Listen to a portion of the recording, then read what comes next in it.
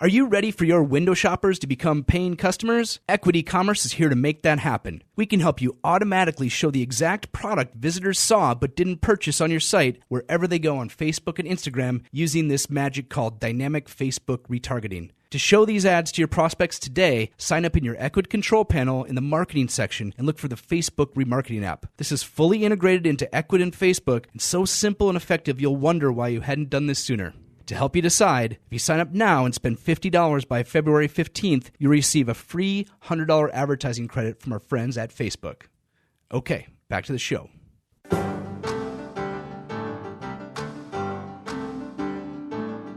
This is the Equid E-Commerce Show with your host, Jesse Ness, along with Richard O'Tay.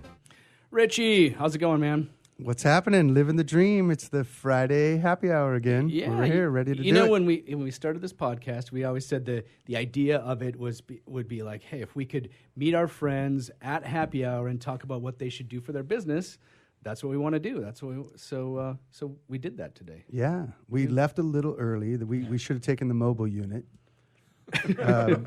but you know, hey, we got to make sure we still get the thought process through, so these people actually, understand and get helped. Absolutely. We need a lot of help. The idea is to help. So let's bring on our guests. This is Matt and Joe from the Hustle and Flowchart podcast. How's it going, guys? Awesome. Thanks for having us. Absolutely. Yeah, so you've been in the game for a while, right? We have. What's the year, Matt? You're always thinking. 2007 is when we actually started working together. You said he's the guy with the facts. Always. He's the and you fact looked at him finder. a year? I'm like, it And feels like somewhere around there. he being Matt, Yes. Okay. Yes. since we're not on a video right now. And I am Joe. And Joe's like me, we're the creatives. Yeah. So I say you've been in it for a while, but most of the Equid listeners are e-commerce people. Your majority of your income in your business that you're doing is via information and affiliates, though. Mm-hmm. But there's still a lot of information that e-commerce people can learn from you, and that's one of the reasons we wanted to bring you in. When you go to IRCE or any of the traditional e-commerce conferences, it's heavy on software, heavy on how things work, and we just wanted you guys in for multiple reasons, not just because you like happy hour too. Kind of fun. But you're great at driving traffic, and you have a specific kind of ritual you follow or a structure system that you follow, and just kind of how did this evolve, and give us a little bit of history of how did you get into it first? Yeah. And then we'll slowly bring into how we could help Equid customers kind of follow some of your lessons learned. Cool. Yeah. No, so Matt and I have worked together in a variety of different ways online, so many different business models. So we've tried to, we say we've tested it all. I know that's not possible, but we've tested a lot of different styles of offers, ways that we drive traffic, ways that we just upsell folks into, get a higher LTV. So we take all that now, and we just chose personally to go the info route and also a lot of affiliate marketing and some other stuff. But either way, same stuff applies to what we're doing. You still need traffic. Exactly. Yeah. If you can control eyeballs and like the attention, and actually can direct that attention to something that's relevant to them and something that you control, then you can pretty much do anything you want. You can sell anything online. Well, and correct me if I'm wrong, but it seems like you've kind of dove in on the two most important ways to make that happen, which is organic content creation and then paid. Right? Is this the two main? Because you do a podcast. Yep. And if I remember correctly, I think when we talked a little before, you actually are one of the few people that drive paid traffic to your podcast. Hallelujah. I've been talking about that for a while. 13 years of television and film. I was like, if you're a media company, you drive paid traffic. You don't just walk into Star Wars. No. Right? You've seen 17 wrap buses, 32 commercials, radio commercial. You can make an amazing film. Like, so my wife and I, we met with a big Hollywood producer for films on Monday, and they said straight up, like, there are so many people that hire them hundreds of thousands of dollars and don't have any marketing plan behind it. And he's like, yeah, it like drives them nuts because they'll spend, half a year making this thing and it gets like 5,000 views. whereas some blow up to millions because there's actually some marketing thought behind it. And that goes with any business, but it's just crazy to not think of the strategy of like, okay, how do we get relevant eyeballs, not just any eyeballs, but ones that want to take an action based off of what I'm putting out into the world. So when you start the process, what's step one? Is step one just an awareness campaign, or what? So step one would really be research. We use tools like Ahrefs and SEMrush, SEO tools to kind of figure out what keywords people are searching for that relate to the business that we're in, the products that we're going to sell. And so we'll find keywords and figure out, okay, these are keywords that are buyer intent keywords. These are keywords that people would search for that are clearly interested in our niche, in the products that we would potentially sell. So that's really phase one, is really spend a lot of time doing research into what your customers would be searching for. And I think that's a step that so many businesses just want to skip over. They just want to take a product, throw it online, and if we build it, they will come. But we all know that's not the case. You need to do some marketing, and the first step of marketing is really good research on keywords. Okay. And so when you're saying, so the tools you mentioned, there's like free version. You could probably type in stuff before, Equid users are, for the most part, getting started. They're ramping up. Like, you guys have been in the game for a while. So even one of the comments earlier when you were talking about LTV, or like lifetime value of a customer, for those out there that were wondering what LTV was.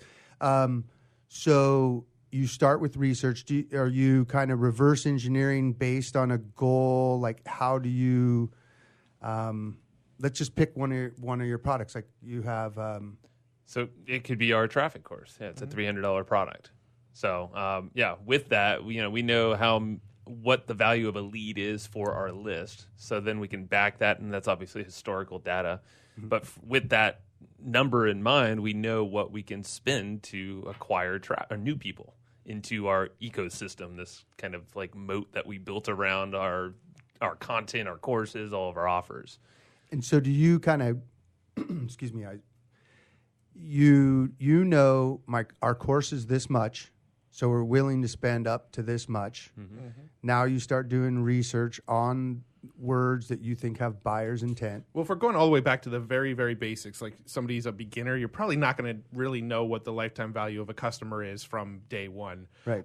So the best you can really do is kind of start to figure out what things people are searching for that relate to your product. There's going to be some trial and error in the beginning, right? So, what we do is, I don't want to get too into the weeds, but we have sort of like algorithms and numbers that we look at to figure out, okay, this gets a lot of searches, but there's also very low competition in Google, so this is probably a good keyword to go after. And then, we find a whole bunch of those keywords, go after them, create content around them, and that's sort of the first entry point to them discovering our business. Yep. And I think what you said there about knowing the LTV of the product or the customer, maybe for a lot of e-commerce businesses that are starting out, they're not going to know the LTV, but they are going to probably be able to figure out the profit margin of that particular product. Yeah, right. So that's assuming they only buy once, that's your LTV. Yeah, it's a good starting point. Like, if you sell a $25 product, it costs you $10 to acquire it, there's only $15 of margin there, so you don't have a whole lot of money to play with. You can spend, essentially, we'll call it up to 15 to acquire that customer. Debatable whether it's 15 or 14, but that's the start of what you can pay to acquire a customer. So you guys have got this a little more dialed in. But that's super important because in our courses, because we train on this a lot, that's like our number one question when it comes to e-com is like, oh, does this work for e-commerce? I'm like, yes, but have a margin. Profit margin. Yeah. If you sell a boat and it's $25,000, you have several $1,000s to play with. You got no problem there. For sure. If you sell a toy boat that's $25, shipped from AliExpress or some drop ship thing, you might have $4 to play with, so you can only spend $4 to acquire that customer. So and in e-com, I think isn't one of the big things people are going for is average cart value, right? Not necessarily the value of the one product, but they want to get you to add multiple products to the cart. They want you to, once you're a buyer, they want you on the email list. They can sell you future products. So in that scenario, I think you should be willing to break even on your ad spend in the beginning. Break even because you can optimize the average cart value. You can optimize for future sales, the back end stuff. is where the real money comes. So with Yeah. advertising, I think you should be willing to break even on that front end. I agree. I think people should pull over and write that one down. You should probably be willing to spend up to the profit margin on your first sale. Yeah. Because, yes, generally that product is, they're on your email list. You can sell it to them again. I'm sure there's a few products where it's a one-time sale. I don't know. But Well, I mean, we've been in this game long enough to know. Like, I don't know whether Ryan Dice, Dan Kennedy, probably prior to Dan Kennedy, he who's willing and able to spend the most to acquire the customer and wait the longest to acquire the check is going to win. Yep. Yeah. Yeah. That's why ExxonMobil is going to, dwarf everybody for a long time. Any new players and, even Their your infrastructure is built out. Yeah, and all they that. can You wait need systems. years and years and years and years to collect that check, and they're willing to spend way more than everyone else. Doesn't mean they want to. Notice I didn't say they did, but they're willing and able to. Right. And I think a lot of folks, and I don't know if this is the case in all business from what we've noticed from our experiences, most people are concerned on that front end product. Like that is where they're going to make their big money. That's how the business is made, but that's total BS. That's everything on the back end. So any kind of upsells or maybe a new bundle you can give them or a special offer, it's way cheaper. Stats have shown all throughout test of time, like you said, that it's way more expensive to acquire a new customer rather than just sell to the ones you already got on your list. You already got their trust. You got the credit card ones. I mean, isn't there a little company out there called Amazon that did that? I was literally going to bring up Amazon. Like, didn't they just become profitable like a year ago? Yeah. It took them like 20 years or something like that. But now they own the infrastructure of almost everything out there. Yeah. And they're going to be extremely profitable the next few years. So Oh, they took their time, but they're going to make their money. And much like e-commerce owners need to think the same way. Maybe that first sale, maybe you don't make anything. There's a case to be losing money on that first sale, particularly if you know that product can be resold or there's upsell products, related products, etc., that can be sold because they've now bought from you. They're on your email list. They're part of your ecosystem. They're going to buy from you again, more than likely, or a percentage will. So I think the conversation about LTV is really important for new store owners to think about. That Sure. That there's a lifetime value of that customer. Yeah, It's not sexy, but yeah. Yeah, for us, like our biggest KPI, our biggest key performance indicator is our leads, our list growth. Because we've done the math, and it'll take some time to figure out this math, but we've done the math, and we know that somebody joining our list is worth $34 to us. So one person, this is not a buyer, this is one person on our mailing list is worth $34 to us over the lifetime of that person being a lead on our list. So our only key performance indicator that we're really focused on is how do we acquire as many leads onto our list as possible for under $34. Yeah, absolutely. 33 and under, here you go. Yep. Whatever. There you go. Like, Yeah. you hope for the $1 ones, but you're okay with even the $30 one. Yeah. Right. Whatever, as long as you know. I mean, if we find one where we can get $1 leads onto our list, we're going to try to pump as much money into that All as day possible, and Right. probably a little less on the ones that are giving us $30 leads. But yeah, So here, let's go back now. Say someone's starting, and we're talking to you mostly about traffic, and we're going to go a little bit into the conversion. But we've already discerned that there's content creation, organic, ongoing, and paid. Kind of prime the pump, right? And whoa, we need the little windshield here. So is there some sort of ratio that you would recommend for someone in the beginning where it's like a certain percentage of the product's profit margin that you put towards this, or would you recommend starting with content creation? It's kind of an open-ended question, and it could go either way. Do you recommend paid in the beginning and then now you know what works and you make content around the paid, or do you recommend creating content, seeing what content works, and driving paid towards that, right? I think it depends. Yeah, it's a total. It's on what you have to spend. So what's your budget?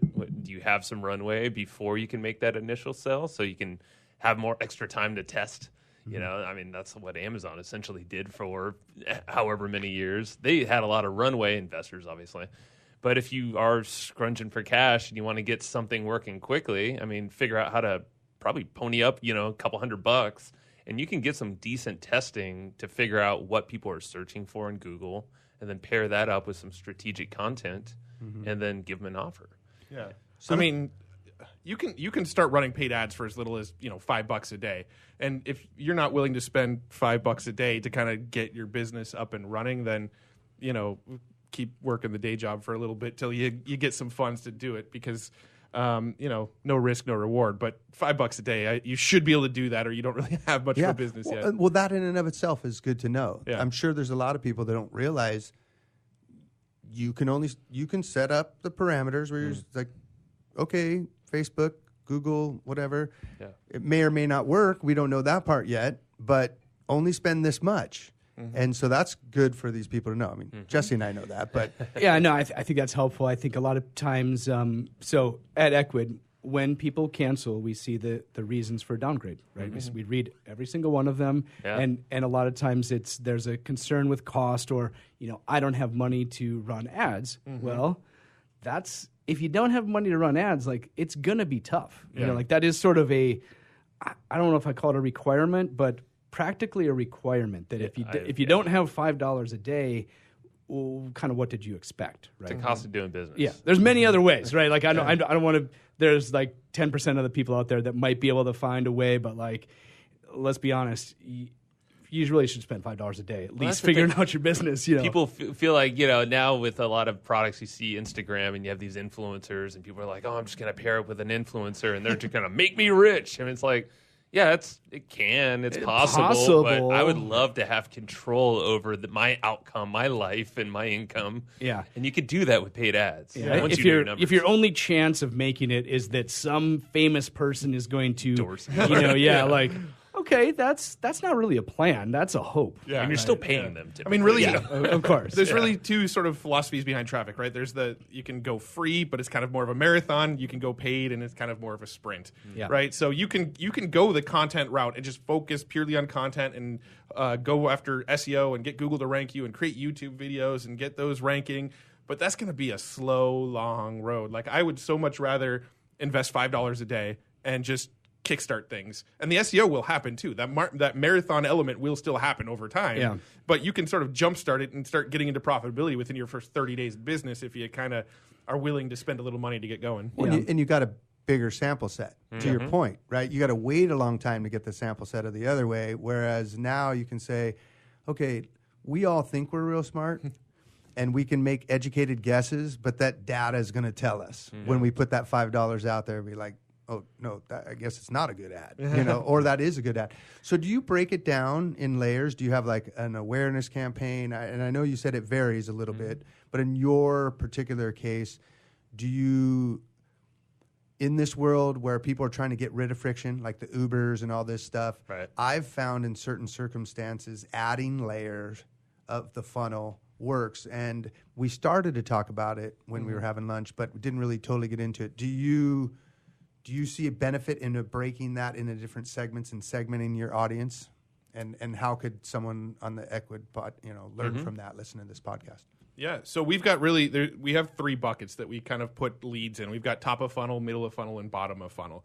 So the top of funnel leads, those are the people that don't know who we are. These are the completely cold audiences, people who have never discovered us. We're showing our top of funnel ads to them. Middle of funnel ads are people that have done some sort of engagement with us. Maybe they viewed one of our blog posts. Maybe they watched 25% or more of one of our videos on Facebook. They've interacted, liked something on our fan page, some sort of interaction. That's our middle of funnel. And then bottom of funnel is we're driving these people straight to the offer because they've interacted with us multiple times now. And we found that to be sort of the most effective sort of advertising funnel, I guess you can call it. Yeah. So that's interesting. And I'm familiar with funnels, but I think to break it down to be more specific to people that, like maybe they just heard cold traffic and top of funnel for the first time. The hell does that mean? So top of funnel, like what does the ad say, right? Like, so here's the thing. When we build this kind of stuff, we actually build it from the bottom of the funnel up. So if you're just starting, this is day one trying to drive traffic for you, what you would do is you'd go create bottom of funnel ads, meaning ads that are just driving people straight to your offer. That's it. Buy now. Go to our sales page. That's the bottom of funnel. You build that first. And that's purely 100% retargeting. There's no cold traffic going to that. That's only people who have viewed our content, viewed our fan page, interacted multiple times. That is bottom of funnel. Build that first. Yep. It's going to be sort of a slow trickle because you may not have enough traffic going to your stuff in the beginning, but that's kind of how you start. And so for e-commerce people, people listening, that's going to be your usually dynamic retargeting where these people saw this particular product, and now on Facebook and Google, we're going to show them that exact product. There's going to be the price right next to it. They just need to click through and buy. And there are automated ways to do that through Equid, and check out the app market. Plug. All right. So that makes sense for bottom of funnel. What would a mid funnel look like? So mid-funnel is going to be more sort of a blend of educational but also kind of soft pitches, right? So maybe your middle of funnel ads might just be video ads on Facebook that don't even take them off of Facebook. It's just a video that's, hey, this is a really cool product that does X, Y, and Z. There's some educational to it, but there's a little bit of a soft pitch at the end, like here's where you can go get it. And anybody who watches, 25, 50% of those videos that watches a good chunk of it, then they start seeing your bottom of funnel ads. You set up your retargeting, so anybody who's watched past a certain percentage then sees those ads that you set up prior. So that's kind of where the middle of funnel lies, is that blend of education plus a little bit of a pitch of the product. Maybe they buy, and you're like, you really want them to buy, but you're not pushing it necessarily. Right. It's a hint. It's like they're going to constantly see these calls to action, these offers that are available to them. Yeah, more educational. Okay, got it. Makes sense. Yep. And then if we're going all the way to the top of the funnel, this is where you're driving completely cold audiences to your advertising. So this would be if you've already got some customers, you can do what's called a lookalike audience on Facebook. Basically tell Facebook, hey, these are what my customers look like. Go find people that have a lot of similarities to these people. Put my ads in front of them. If you have gurus in your industry, or you have really popular software products in your industry, you could target people who are fans of those gurus or those software products. They're people that haven't quite discovered you yet, and those ones you're driving to straight content. You're driving those people just to, hey, here's just something educational that's in the realm of where you're trying to lead them down the funnel to. Got it. So you might lead them to a blog post that you wrote that's super informative, a video either on Facebook or YouTube, basically very educational, really no call to action necessarily. Or a podcast. Or a podcast. Yeah, I mean, without getting too much in the weeds, we like to keep people on Facebook for that top of funnel. So that cold traffic, we like to just put content videos in front of them, because Facebook really wants to get people watching videos on Facebook. They really want people to stay on Facebook. So we can go and get 3-cent video views. And so for 3 cents, we're adding people to our middle of funnel audience, right? So every time somebody watches a video for 10 seconds or 25% or whatever we set our criteria at, we may pay 3 seconds for that person. And now we've just essentially pixeled somebody into our middle of funnel for 3 cents a person. Which kind of goes back to the earlier conversation. You're willing and able to spend more, and you're willing to wait longer. Yes. You're saying, interpretation, and correct me if I'm wrong, you pay 3 cents and you didn't even give them the opportunity to buy anything. Right. You didn't send them anywhere. You didn't do anything. You're just paying 3 cents for that. Let's just go back in time and pretend our grandpa's talking like it's 5 to 10 touch points, But back then you'd send snail mail and go knock on the door and cold call and do all this stuff. But instead, you're saying, because I can't remember exactly, $34, I think you said it was, 3 cents of it is to get that to the middle funnel. Yep. And then there's going to be some number, 50 cents to $5, whatever the thing is, and and you're just going to make sure by the time they get to that bottom, it's under the $34. Yeah. On average, when we look at our numbers, on average, it costs us $4 to get somebody on our list. We make on average $34 per person who's on our list. So that's kind of where our stats are at right now. And it's so difficult to get that mentality straight when you're starting out, even just the first time with ads. You might be in business for a while, but you've done something else that might have been quicker. So it takes about 14 days or so to get that first conversion. For some companies, it might take 3 months. But you have to figure out what that kind of average is and then stick to it. And it's boring, and it could be very scary sometimes because you're like putting out this money and not seeing a return. Yeah. And you have to make these videos that you're like, man, a lot of people watch these and we paid 3 cents a piece for them, but Yeah. nobody bought. And, Like- well, then you got to move to your middle of the funnel video. It's, Yeah. At the end of the month, we just look at the aggregate data. We go, okay, how much did we spend on advertising? How many leads did we get off of all of this spend? And how much money did we make off of all of this spend? And at the end of the day, all that matters is that the how much we spent is less than the how much we made number. Yeah, and I totally, Joe, to your point when you said it's hard to get past that mentality, sometimes you got to make something almost exaggerate the other way to make sense. Would the restaurant we just went to for lunch, would they have paid 3 cents to get to talk to us for a few seconds to tell us about what's going on inside their restaurant? Heck so yes, hope they so. would. Right? But it just seems so counterintuitive that we're going to wait. We're going to do this thing, and we're not even going to let them. We're not going to confuse them. Well, think about like the sign holders that all these these. That's just an awareness thing. I'm just thinking of it because I'm literally looking at the restaurant right now. Is like You want to go back, don't you? Yeah, I kind of do. But think of a sign holder. It's an awareness thing. All you're doing is just like you have the sea of people that are kind of targeted because they're in your geographic area. So they're maybe not interested, but at least they're kind of relevant. Yeah. And that's all you're doing with keywords and all these other Well, things think about online. like billboards when you're driving down the freeway, right? I have no clue how many eyeballs see a specific billboard when you're driving down the freeway, but I guarantee that the people that are driving down the freeway looking at that billboard, 100% of them aren't entrepreneurs between the ages of 25 and 45 that like Success Magazine, right? With Facebook and advertising and Google and all of these platforms, you have that ability to say, look, I'm going to put out this brand awareness campaign, but I'm only going to show it to these people that meet this criteria. Yeah. And you don't get that with almost any other sort of traditional branding strategy in the real world outside of internet marketing. Right. Yeah, Facebook is amazing for that you can, if you know your product pretty well and if you're new, you might not know your customers exactly, but you can kind of have a good idea. Like if you sell dog treats, organic dog treats, you can start to develop the persona of your person out there and you can target them very specifically. Or you can leverage other brands that are doing it well and then, put something similar or, an alternative. I mean, we do that all the time with affiliate products, but that's kind of a shortcut to get in front of an audience that's pretty damn relevant. We like the shortcuts. Feel free. This is a podcast. We don't have to do it the hard way here. This is, Well, I mean, speaking of shortcuts, when someone's doing an ad like this and it's just an awareness one, should they be super concerned with picking the exact right audience in this custom audience, or should they just leave it wide open and let Facebook kind of do the work? I would say early on, you don't really want to trust too much on Facebook to do the work for you because the way it works is you're going to put like what's called a conversion pixel on your success page. So when somebody buys, it sends data back to Facebook and says, look, this person just bought, right?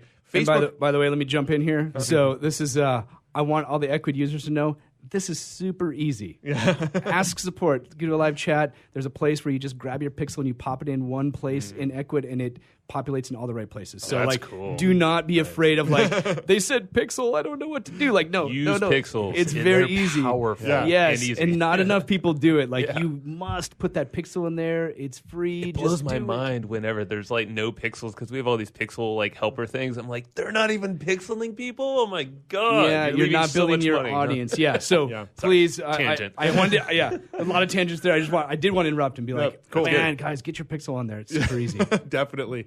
So you've got your conversion page, which if you have your pixel installed, you can tell Facebook, look, if somebody lands on this particular page, that means a sale just happened, right? So Google and Facebook, they're not going to really be able to optimize towards the conversion until it has a lot of data to work off of. So when you're kind of early on, and let's say you make maybe a sale or two a day, or even like a sale a day or a sale every other day, that's not really enough data for Google or Facebook to work off of to optimize towards. So you are going to want to start with, here's some cold audiences that I'm going to target, and I'm going to go after these first. That will help build out the data on the pixel as Facebook kind of learns more off of the sales that are happening. Then you can start you can back off of the targeting a little bit, and Facebook will start to figure it out for you. Got it. And or if you're, you have had a bunch of sales and you're upload your client list and say, Oh, yeah. do a lookalike audience with these people. You could. Google basically just set a new rule where you can't do that unless you're doing a minimum of $50,000 in sales a month or $50,000 in ad spend. They've put some severe limits on it to smaller businesses on Google. I think you can still do it on Facebook, but I think Facebook is even sort of backing away from it with all the sort of security privacy issues they've been running into. GDPR and all that. They're kind of shying away from the letting people upload their list and then targeting them a little bit more these days. It is tougher on the uploading, but if you can match a page that they visited, then you're in business. So it's really the same thing. Yeah. But Facebook and Google are more open to, if you say they visited this page, then you can do lookalikes against a page. So that's sort of the tweak there. I've actually had to redo some things because of that. It's annoying, but be aware. I think the key, though, is once you start selling, maybe it's 50 a month, 100 a month, that's usually kind of somewhere along there is the kind of the I don't know, the golden number where you need to spot. you kind of need to get there to let the algorithms do their magic. Getting there though, you gotta hustle a bit, and we have some strategies of ways to like kind of figure out what keywords people are searching for, and you got to invest in that. But if you can if you could figure out data from Google, for instance, that's kind of like a good starting point that we like to go for instead of Facebook, because it's very intent on a solution rather than Facebook's just browsing, checking out what friends and family are doing. Yeah, totally agree. I mean, and particularly for e-commerce store owners, the name of the product, and like if they type the name of your product and buy, or name of the product near me, or where to find it, like those are high intent keywords. Facebook doesn't quite have that kind of data. They might be able to take you to the next level beyond that, but I agree. I'm more of a Google guy on e-commerce. That's cool. Well, that's why we lead with Google, actually, is for that exact reason, is you can go for those more buyer intent keywords. So, we've kind of spent a lot of time talking about Facebook, but we're actually bigger fanboys of Google advertising than we are Facebook advertising. Basically, because of that whole buyer intent element of it, we're going after people that are searching for keywords that are clearly things that they're looking to buy products, and then once they visit our website, now we're retargeting them on Google, and because of how we built all our audiences on Facebook, they're going to start seeing us on Facebook. And so using Google so that that the person is definitely interested. They get to your page, and this applies for all types of websites. They get to your page, and of course with abandoned carts and all that, we know actually like 96% or so abandoned. It's a ton. Yeah, and I didn't know it was that high. I thought it was like 80, but still, it's super high. Yeah. So like you probably already paid to get them there. Now they didn't buy, but now you know something about them. Yep. They are interested in that product. They probably typed in those particular keywords. Now you should be showing them things on Facebook. So definitely is an important thing to be aware of. Got it. Yeah, and the big thing that I think the big realization that most people don't think about is they need to either be Facebook or Google or Instagram or Pinterest or whatever the hell platform they're on. But it's like if you can figure out how to combine these things into you being the hub, but maybe for Google, that's a first step for us. We just know that's a strategic way that we could put content and an ad, pair those two together to a very targeted eyeball, and then kind of pull them into or guide them into our ecosystem, air quotes, with where we have GDN. So we're retargeting with Google banners on blogs, on Facebook, on Twitter, wherever. So speaking of bringing them to your ecosystem, yes. it's about that time. Is it? All We're right. winding up, and you said you had some form of a gift or something that It's you want a to help. book of ours, and so they can get two things. They can get this gift, and then they can watch the process of being retargeted around the web. Right? It's a learning in progress. Do I get $34 per? Is that how this works? That's well, we didn't handshake on that per price. Oh, okay. So we only got a little bit here. Where should they go? evergreenprofits.com/equid. So evergreenprofits.com is our sort of bigger umbrella brand. That's where you can find our podcast, all that sort of thing. If you go to evergreenprofits.com/equid, we'll give you a free copy of our traffic book that sells in stores right now. Breaks down a lot of the stuff in detail. Yeah. And if they liked listening to your voices, where would they go to hear more from you? evergreenprofits.com or hustleandflowchart.com. That's the name of our podcast. Still both lead you to the same place. You'll find it. Basically. Yeah, guaranteed. Awesome. You'll be in the ecosystem. You'll be retargeted. You get to see top of funnel. You get to see mid funnel, bottom funnel. Ideally, the bottom phone. Everybody's a winner here. Hey, it's just a big learning thing. So Yeah. it's been fun. Yeah, awesome. Well, guys, it's been great having you. Rich, any last thoughts here? No, I'm just wondering if we got finished soon enough that we can get back over to the restaurant. It is Friday. It's Friday. There's always time. Friday happy hour, guys. This is why we're doing this. So make it happen.